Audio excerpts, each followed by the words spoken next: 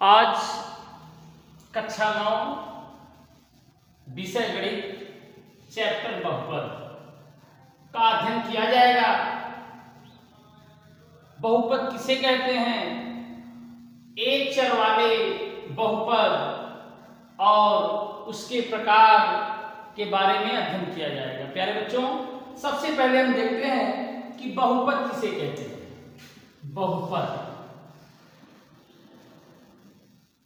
बहुपद जिसको अंग्रेजी में पॉलिनोमियल कहा जाता है। पॉलिनोमियल ऐसा बीजीय व्यंजक जिसमें x की घात यानी कि x की जो पावर हो वो हो ऋणात्मक पूर्णांक। ऐसा बीजीय व्यंजक जिसमें चर राशि की घात ऋणात्मक पूर्णांक के रूप में हो उसे हम बहुपद कहते हैं। अब आपको समस्या हुई होगी कि सर ये ऋणात्मक पूर्णांक क्या होता है। तो ऋणात्मक पूर्णांक पहले तो जानिए पूर्णांक किसे कहते हैं।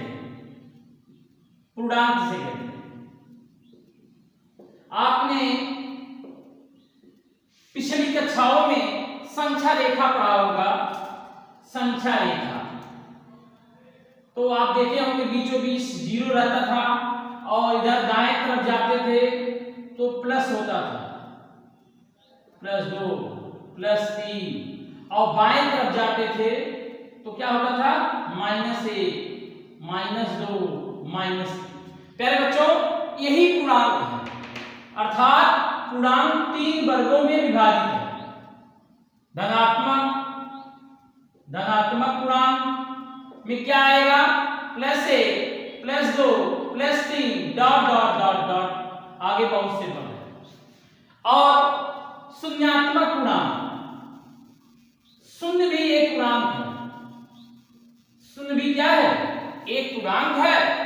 और जब हम बाएं तरफ जाते हैं शून्य के तो हमें प्राप्त होता है ऋणात्मक पूर्णांक।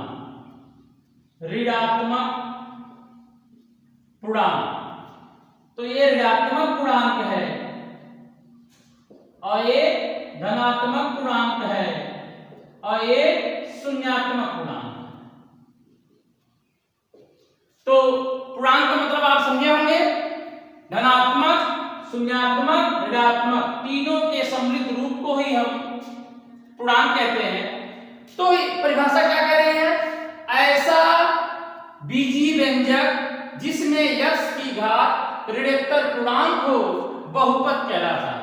तो ऋणात्मक पूर्णांक से कहते हैं ऋणात्मक पूर्णांक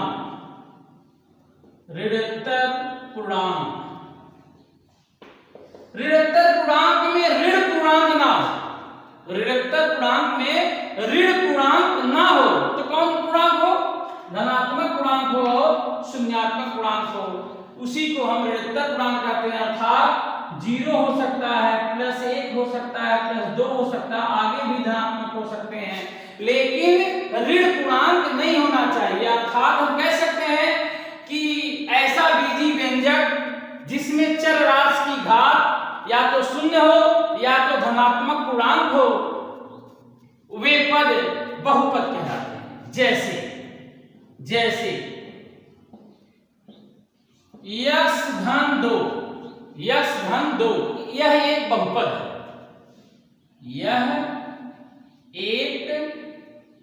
है। कैसे बहुपद है, यहां देखिए x की जो घात है यह +1 है। अगर कुछ नहीं लिखा है तो हम +1 मानते हैं, तो है कि नहीं। ऐसा बीजीय व्यंजक जिसमें चर राशि की घात ऋणात्मक पूर्णांक हो, देखिए ऋणात्मक पूर्णांक है कि नहीं है, या तो शून्य हो या तो धन पूर्णांक हो, लेकिन ऋण पूर्णांक ना हो, उसे हम ऋणात्मक पूर्णांक कहते हैं। तो है कि नहीं है। इसी प्रकार से x² + 3x यह एक बहुपद है। कैसे बहुपद है, यहां भी देखिए x की घात 2 लिखा है, जिसे +2 कह सकते हैं। कुछ नहीं लिखा है x के ऊपर तो हम +1 कह सकते हैं। तो यहां भी जो x की घात है वो क्या है, ऋणात्मक पूर्णांक है तो मुझे उम्मीद है कि बहुपद की परिभाषा आपको समझ में आई होगी। ऐसा बीजी व्यंजक जिसमें x की घात ऋणात्मक पूर्णांक हो वे बहुपद कहलाते हैं। अब इसमें एक और टर्म है जो मैंने हेडिंग डाला हुआ है, एक चर वाले बहुपद एवं उनके प्रकार। प्यारे बच्चों, कक्षा 9 में बहुपद में इसी का अध्ययन करना है, एक चर वाले बहुपद एवं उनके प्रकार। तो इसमें एक शब्द हमने बोला चर। तो सबसे पहले हम चर जान लें, चर राशि क्या होती है। अंग्रेजी में चर को कहते हैं वेरिएबल्स। किसी समीकरण में उपस्थित अज्ञात राशि चर राशि कहलाती है। इसे सामान्यतः x, y, z से प्रदर्शित करते हैं। चर राशि का मान कोई निश्चित नहीं होता। इसका मतलब समझिए क्या है, चर राशि जो हमेशा बदलते रहे। जैसे किसी प्रश्न में x धन 2 बराबर 0, यहाँ x चर राशि है, यहाँ x का मान -2 प्राप्त होगा। और किसी प्रश्न में 2x - 1 बराबर 0 हो तो यहाँ चर राशि का मान 1/2 प्राप्त होगा। इसी नाते कहा गया है चर राशि का कोई निश्चित मान नहीं होता है।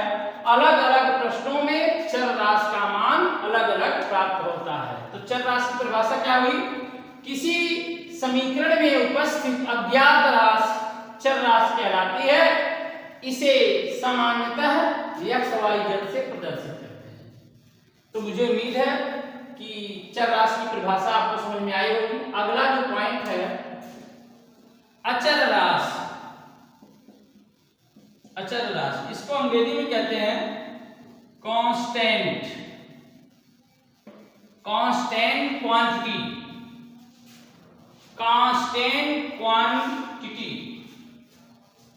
अचर राशि क्या होती है? अचर राशि वह राशि होती है जिसका मान निश्चित होता है। अचर राशि वह राशि होती है जिसका मान निश्चित होता है, उसे हम अचर राशि कहते हैं। दूसरे शब्दों में हम कह सकते हैं किसी समीकरण में उपस्थित ज्ञात राशि को अचर राशि कहते हैं। जैसे अंकिक मान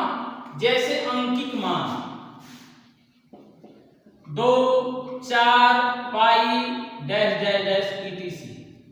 ये जो अंकित मान होते हैं वे सब क्या होते हैं, मतलब जो फिक्स हो, जो कभी बदले ना, उसी को हम कहते हैं अचर राशि।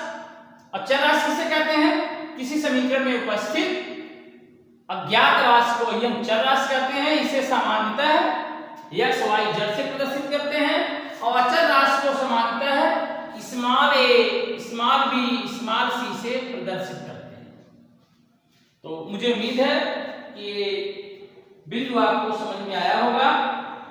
अगला जो बिंदु है ये है एक चर राशि वाले उनके प्रकार। अब एक चर राशि वाले जो बहुपद है उनके प्रकार देख लिया जाए, इसके बाद आगे चला जाए। बहुपद के प्रकार। तो बहुपदों का वर्गीकरण मुख्यतः 2 प्रकार से किया जाता है।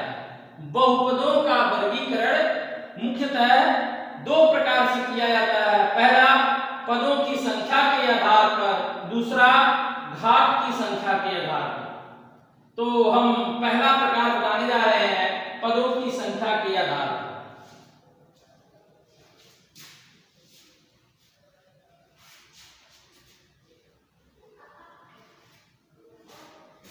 पदों की संख्या के आधार पे पहला प्रकार अध्ययन करना है। प्यारे बच्चों, बहुपद की परिभाषा के बारे में मैंने अभी अध्ययन किया कि बहुपद किसे कहते हैं। ऐसा बीजी व्यंजक जिसमें चर राशि की घात ऋणात्मक पूर्णांक हो उसे हम बहुपद कहते हैं। और उसका कुछ एग्जाम्पल हमने देखा। अब हम अगला जो बिंदु है बहुपदों का वर्गीकरण, क्लासिफिकेशन ऑफ पॉलिनोमियल। बहुपद का वर्गीकरण कैसे किया जाता है? तो बहुपदों का वर्गीकरण मुख्यतः दो प्रकार से किया जाता है। एक पदों की संख्या के आधार पर, दूसरा घात की संख्या के आधार पर। बहुपदों का वर्गीकरण मुख्यतः दो प्रकार से किया जाता है। पहला पदों की संख्या के आधार पर, दूसरा घात की संख्या के आधार पर। तो सबसे पहले हम अध्ययन करें कि पदों की संख्या के आधार पर बहुपदों का वर्गीकरण कैसे किया जाता है। तो पदों की संख्या के आधार पर बहुपद को निम्न तीन भागों में विभक्त किया गया है। बहुपद को निम्न तीन भागों में विभक्त किया गया है। पहला भाग एक पदीय बहुपद, जिसको अंग्रेजी में मोनोमियल कहते हैं। दूसरा है द्विपदी बहुपद, जिसे अंग्रेजी में बाइनोमियल कहते हैं। और तीसरा त्रिपदी बहुपद, जिसे अंग्रेजी में ट्राइनोमियल कहते हैं। अब हम देखें एक पदी बहुपद किसे कहते हैं। तो इसकी परिभाषा होती है ऐसा बहुपद जिसमें केवल एक ही पद हो, ऐसा बहुपद जिसमें केवल एक ही पद हो, एक पदी बहुपद कहलाता है। मतलब जिसमें केवल एक पद हो, जैसे x cube 7x square -5x cube इत्यादि। ये सभी बहुपद जो दिए गए हैं वो क्या है, एक पदी बहुपद या मोनोमियल। ऐसा बहुपद जिसमें केवल एक पद हो, जिसमें केवल, देखिए इसमें भी एक पद है, इसमें भी एक पद है, इसमें भी एक पद है और इसमें भी एक पद है। तो ऐसे बहुपद जिसमें केवल एक पद हो, एक पदी बहुपद कहलाते हैं या मोनोमियल कहलाते हैं। नंबर 2 द्विपदी बहुपद। द्विपदी बहुपद, इसकी परिभाषा होती है ऐसा बहुपद जिनमें केवल दो पद हो, ऐसा बहुपद जिनमें केवल दो पद हो, उसे हम द्विपदी बहुपद कहते हैं। इसे अंग्रेजी में बाइनोमियल कहते हैं। जैसे x स्क्वायर धन x, देखिए इसमें कितने पद हैं, दो पद है। x धन 5, x6 प्लस x5 इत्यादि। ये सभी जो बहुपद हैं वो कैसे बहुपद हैं, द्विपदी बहुपद। अर्थात ऐसे बहुपद जिसमें दो पद हो, जिसमें कितने हो, दो पद हो, उसे हम द्विपदी बहुपद कहते हैं, जिसे बाइनोमियल के नाम से जाना जाता है। इसी प्रकार से आप इसकी भी परिभाषा दे सकते हैं त्रिपदी बहुपद का, जिसे अंग्रेजी में ट्राइनोमियल कहते हैं। ऐसा बहुपद जिसमें केवल तीन पद हो, ऐसा बहुपद जिसमें केवल तीन पद हो, उसे हम त्रिपदी बहुपद कहते हैं। जैसे x cube plus x square plus 1, x square plus x plus 4 इत्यादि। ये सभी बहुपद जो है इसमें तीन पद हैं, 1 2 3, 1 2 3। तो मुझे उम्मीद है कि पदों की संख्या के आधार पर बहुपद का वर्गीकरण आप सभी बच्चों को समझ में आया होगा कि एक पदी बहुपद क्या है, द्विपदी बहुपद क्या है और त्रिपदी बहुपद क्या है। अभी हमने बहुपदों का वर्गीकरण का पहला प्रकार पढ़ा था, कौन सा, कि पद के आधार पर, पदों के संख्या के आधार पर बहुपदों का वर्गीकरण। तो मैंने एक पदी बहुपद, द्विपदी बहुपद और त्रिपदी बहुपद का अध्ययन किया। अब हम बहुपदों का वर्गीकरण का द्वितीय प्रकार घात की संख्या के आधार पर कैसे बहुपदों का वर्गीकरण किया जाता है, इसके बारे में अध्ययन करेंगे।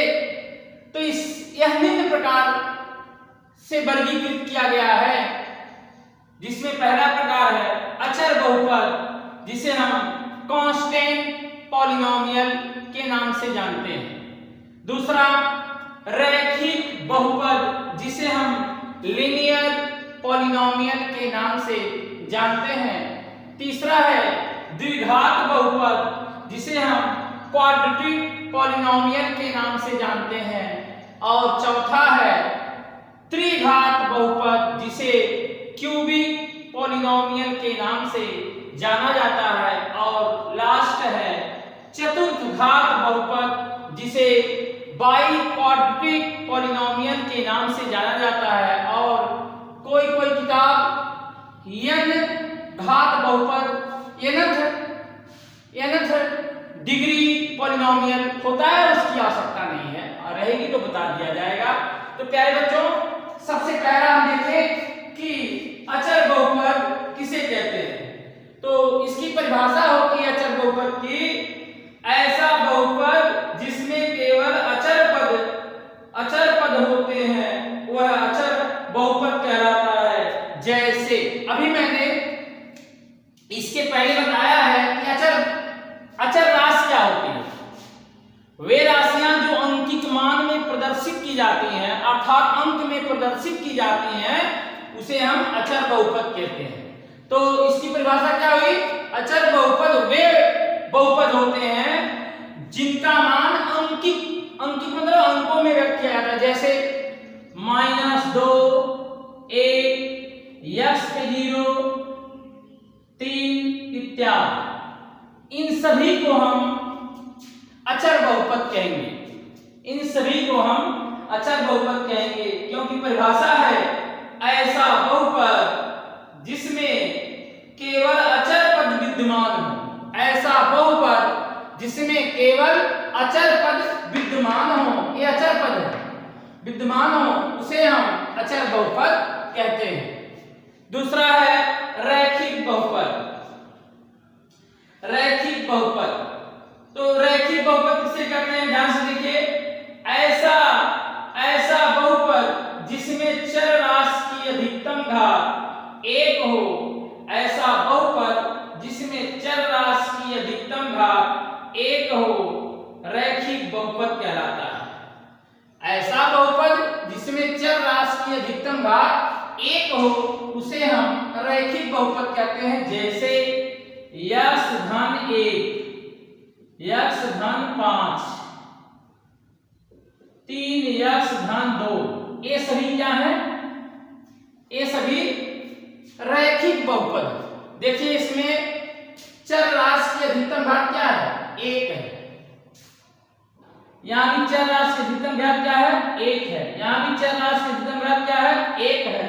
तो इसकी परिभाषा होती है रैखिक बहुपद की, ऐसा बहुपद जिसमें चर राशि की अधिकतम घात 1 हो, उसे हम रैखिक बहुपद कहते हैं। इसका स्टैंडर्ड फॉर्म होता है, standard form ax plus b। जब भी कभी हमें रैखिक बहुपद का मानक रूप लिखना होगा तो हम लिखेंगे ax प्लस b, जहां a b अचर राशि है, जहां a b अचर राशि है और a नॉट इक्वल 0 हो। 0 a का मान 0 के बराबर नहीं होना चाहिए। तो मुझे उम्मीद है कि रैखिक बहुपद आपको समझ में आया होगा। अगला जो बिंदु है वो है द्विघात बहुपद। तो इसकी भी वही परिभाषा है, ऐसा बहुपद जिसमें चर राशि की अधिकतम घात 2 हो, द्विघात बहुपद कहलाता है। जिसमें चर राशि की अधिकतम घात कितनी हो? 2। तो देखिए x स्क्वायर प्लस x, ये क्या है? एक द्विघात बहुपद है क्योंकि x चर राशि की अधिकतम घात कितनी है? 2 है। x स्क्वायर प्लस 5, इसमें भी जो चर राशि है इसकी अधिकतम घात कितनी है? 2 है। इसका स्टैंडर्ड फॉर्म क्या होगा? इसका स्टैंडर्ड फॉर्म जो होता है, मानक रूप होता है ax square plus bx plus c। ax square plus B X plus C, यहां भी हम कहेंगे ए कामा बी कामा सी अचर राशि होगी और ए बी का मान 0 के बराबर नहीं होगा। ए बी का मान ए बी नॉट इक्वल 0, यानी ए बी का मान 0 नहीं होना चाहिए। 0 भी चल सकता है लेकिन ए का मान 0 नहीं होना चाहिए। यहां ए 0 नहीं होना, अगर यह 0 हो गया तो परिभाषा गलत हो जाएगी। तो ए का मान 0 के बराबर नहीं होना चाहिए। तो ऐसा बहुपद जिसमें चर राशि की अधिकतम घात 2 हो द्विघात बहुपद कहलाता है। इसी प्रकार से त्रिघात बहुपद, ऐसा बहुपद जिसमें चर राशि की अधिकतम घात 3 हो, जिसमें चर राशि की अधिकतम घात, ऐसा बहुपद जिसमें चर राशि की अधिकतम घात 3 हो त्रिघात बहुपद कहलाता है। जैसे x³ plus x square plus x comma 3x³ धन x स्क्वायर etc, मतलब जिसमें चर राशि जो x हो इसकी अधिकतम घात, देखिए यहाँ पे x घात 2 है, 1 है, लेकिन इस बहुपद में x की अधिकतम घात 3 है। तो ऐसा बहुपद जिसमें चर राशि की अधिकतम घात 3 हो उसे हम त्रिघात बहुपद कहते हैं। इसका स्टैंडर्ड फॉर्म होता है ax³ plus bx square plus cx plus d, जहां a b c d सभी अचर राशि होंगे, यहां भी a का मान 0 के बराबर नहीं होना चाहिए। a का मान 0 के बराबर नहीं होना चाहिए। लास्ट चतुर्थ घात बहुपद, तो इसकी भी परिभाषा सेम ऐसे कही जाएगी, ऐसा बहुपद जिसमें चर राशि की घात अधिकतम 4 हो उसे हम चतुर्थ घात बहुपद कहते हैं। जैसे x⁴ plus x³ plus x square plus x, इसमें जो चर राशि है x की अधिकतम घात कितनी है, 4 है, तो इसको क्या कहेंगे, चतुर्थ घात बहुपद। इसका जो स्टैंडर्ड फॉर्म है, इसको शॉर्टकट में s.f लिखते हैं, यह होता है ax⁴ plus bx³ plus cx square plus dx plus c। यहाँ पे a b c d is the constant quantities, मतलब a b c d e अचर राशि होंगी, यहाँ भी a का मान 0 के बराबर नहीं होना चाहिए। तो प्यारे बच्चों, बहुपदों का वर्गीकरण का यह सेकंड पार्ट था। घात की संख्या के आधार पर बहुपदों का वर्गीकरण, जिसमें हमने 5 प्रकार के बहुपदों का अध्ययन किया। पहला अचर बहुपद, दूसरा रैखिक बहुपद, तीसरा द्विघात बहुपद, चौथा त्रिघात बहुपद और लास्ट चतुर्थ घात बहुपद।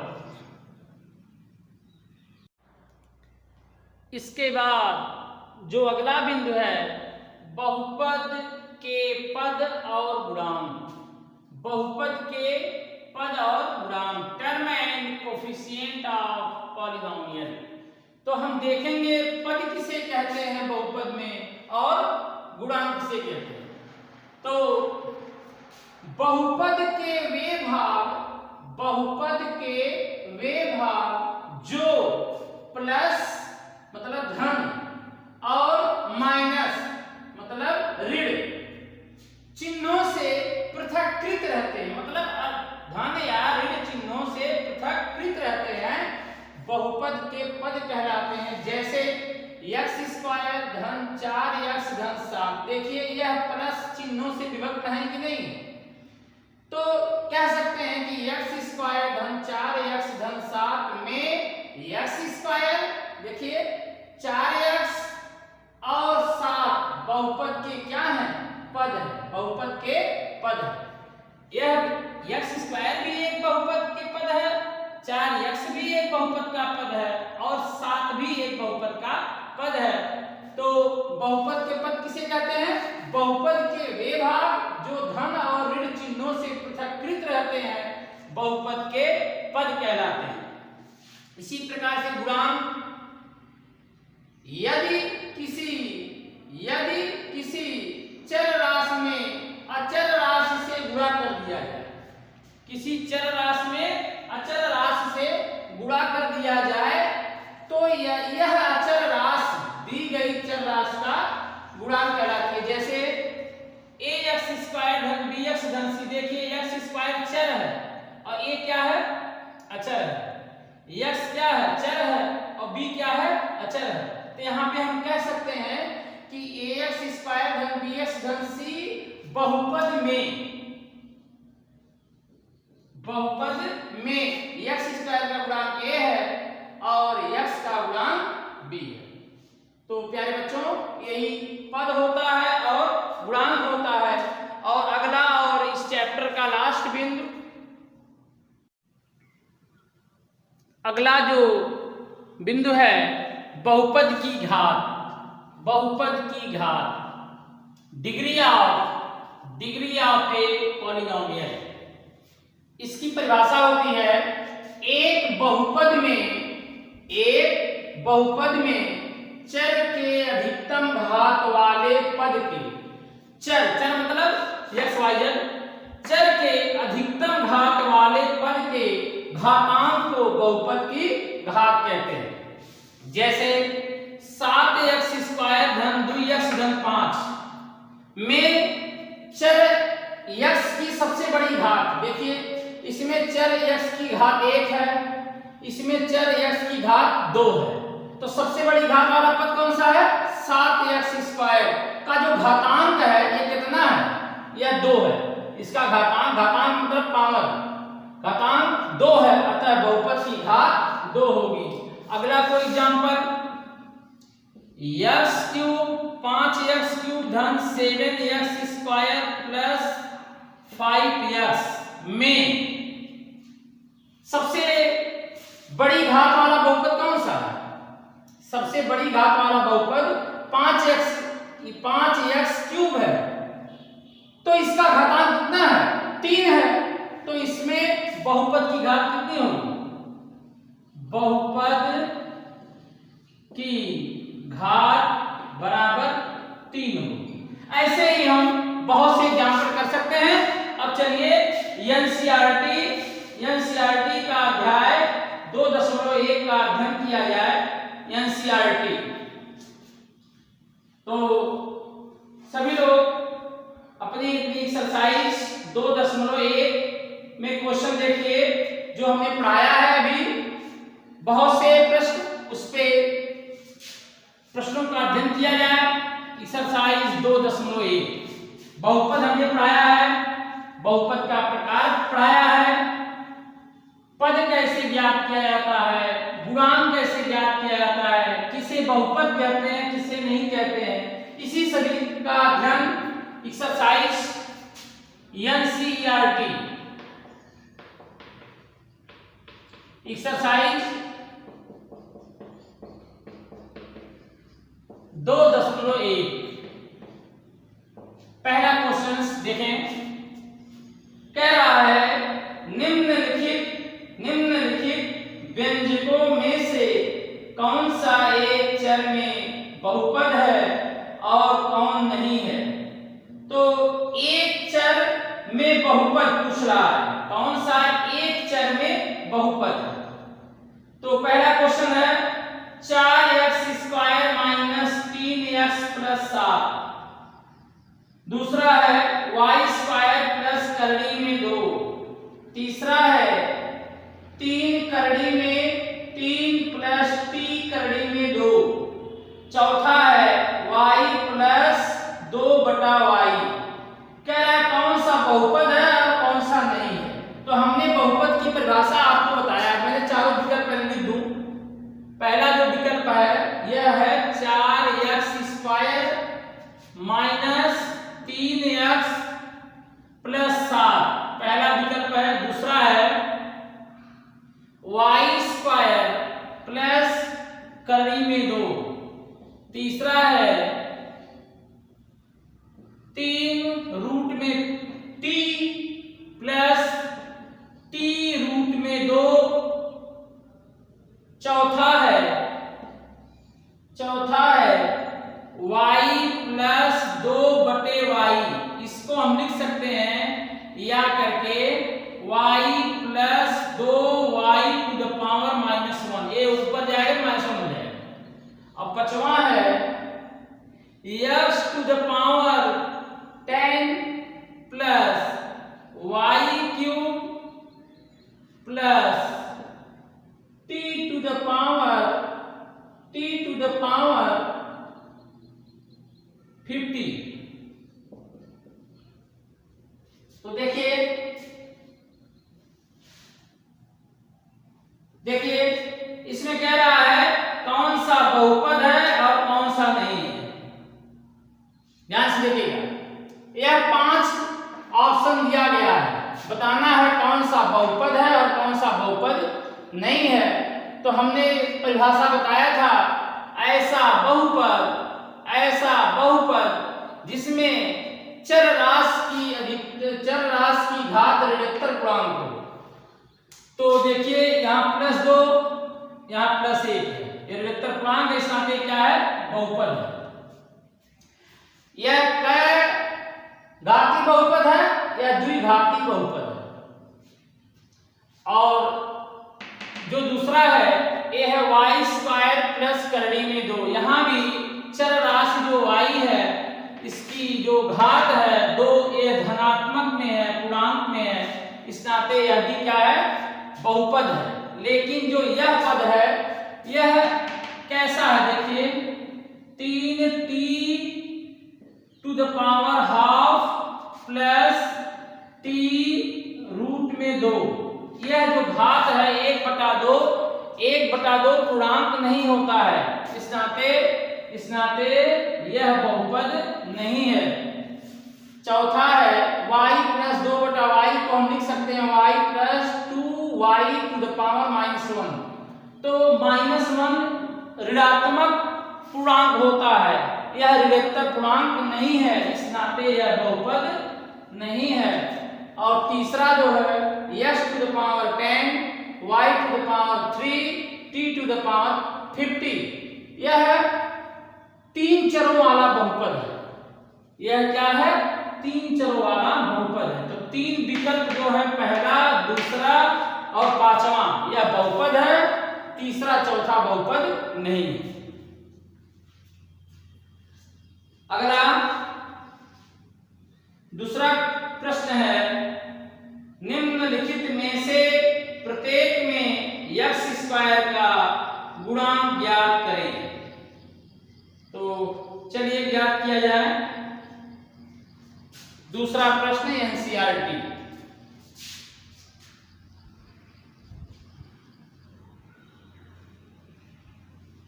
एनसीईआरटी का दूसरा प्रश्न देखा जाए,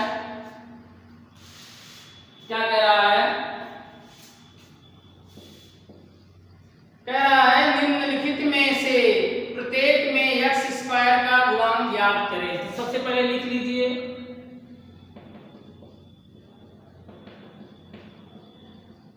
क्या है, 2 धन x² प्लस x। दूसरा है 2 माइनस x² प्लस x³। तीसरा है π/2 इंटू x² प्लस x। और चौथा है करड़ी में 2 इंटू x माइनस 1। प्रश्न में कह रहा है कि x² का गुणांक ज्ञात कीजिए। देखिए यहाँ x² गुणांक कुछ नहीं लिखा है, तो हम 1 पढ़ते हैं। यहाँ होगा x² का गुणांक। देखिए x² का गुणांक क्या है, 1, यही जो अचर राशि है, अभी मैंने परिभाषा में बताया है। यहाँ पे क्या x² का गुणांक है, -1। x² का गुणांक -1 है। और इसमें क्या x² का गुणांक है, π/2। और इसमें जो x² है ही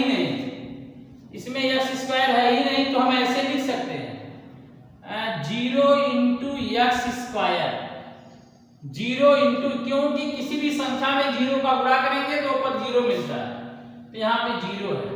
तो इसमें एक्स स्क्वायर का गुणांक 1 है, इसमें एक्स स्क्वायर का गुणांक -1 है, इसमें एक्स स्क्वायर का गुणांक π/2 है और इसमें एक्स स्क्वायर का गुणांक 0 है। तो प्रश्नोत्तर नंबर 2 का यह है। तीसरा क्वेश्चन है,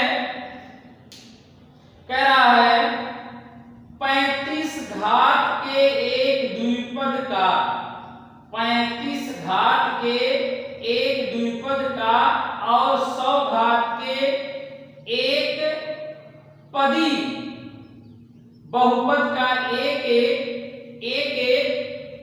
उदाहरण दीजिए। तो द्विपद कहा है, तो यह भाई 35 घात का द्विपद लिखना है, तो लिख सकते हैं 35 घात का द्विपद, 35 घात का द्विपद जिसमें कितने पद उपलब्ध हो, 2 पद।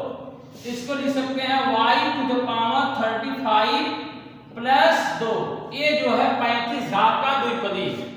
और क्या कहा है, 100 घात का एक पदी, 100 घात का एक पदी, 100 घात का एक पदी बहुपद जिसमें एक पद हो, तो लिख दीजिए x⁴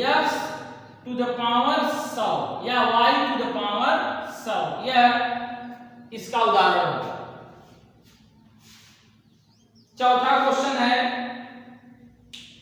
निम्नलिखित बहुपदों में से प्रत्येक बहुपद की घात बताइए, प्रत्येक बहुपद की घात बताइए। तो चलिए निकाला जाए। चौथा question NCERT,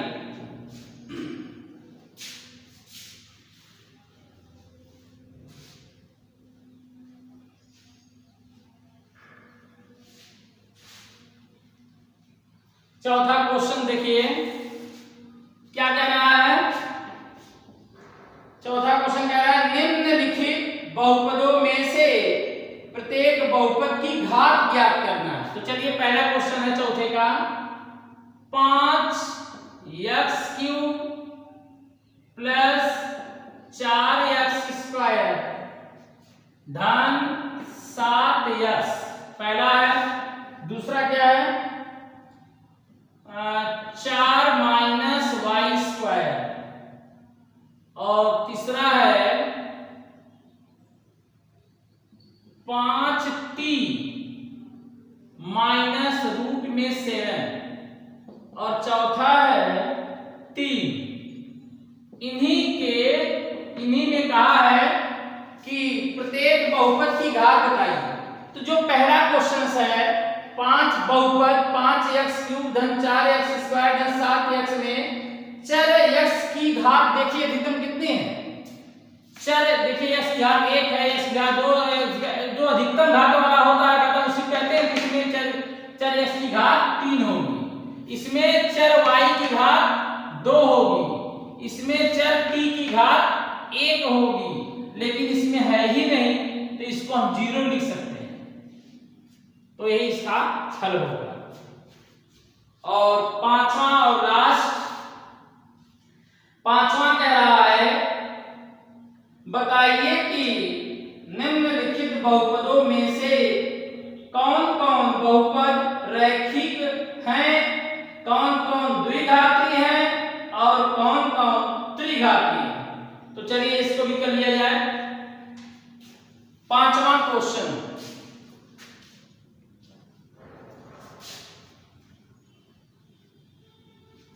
NCERT exercise 2.1 question number 5। तो पहला क्वेश्चन है x² प्लस x। प्यारे बच्चों, x² प्लस x की जो अधिकतम घात है यह 2 है, तो इसे हम क्या कहेंगे, द्विघाती बहुपद। द्विघाती, अभी मैंने बताया है कि द्विघाती बहुपद किसे कहते हैं। इसमें x की अधिकतम घात, चर राशि x की अधिकतम घात 2, तो इसे कहेंगे द्विघाती बहुपद। चलिए दूसरा क्या है, दूसरा है x - x³। तो यह 3 घात है देखिए x की, इसे कहेंगे त्रिघाती बहुपद। त्रिघाती बहुपद, यहां x की अधिकतम घात 3 है। तीसरा है y प्लस y² + 4। तो यहाँ पे y की अधिकतम घात कितनी है? 2 है, तो यह भी क्या होगा? द्विघाती बहुपद। द्विघाती बहुपद। और चौथा क्या है? चौथा है 1 + x। 1 + x। तो रैखिक बहुपद की परिभाषा हमने बताया है कि ऐसा बहुपद जिसमें x की अधिकतम घात 1 हो। तो यहाँ x की अधिकतम घात कितनी है? 1 है। इस यहाँ पे क्या है? लीनियर पॉलिनोमियल, रैखिक बहुपद। और पांचवा है r²। तो r², इसमें चर राशि r की अधिकतम घात कितनी है? 2 है। साथ ये भी क्या हो गया? द्विघाती बहुपद। इसको यहां आप +0 लिख सकते हो, कोई समस्या नहीं है। और छठवां और लास्ट, अभी एक और 3t।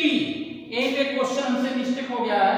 5वां नंबर था वो, ये 6वां है। 5वां नंबर ये, 5वां नंबर है 3t। तो 3t में अधिकतम घात कितनी है? 1 है। इस यहाँ पे ये भी क्या है? रैखिक बहुपद।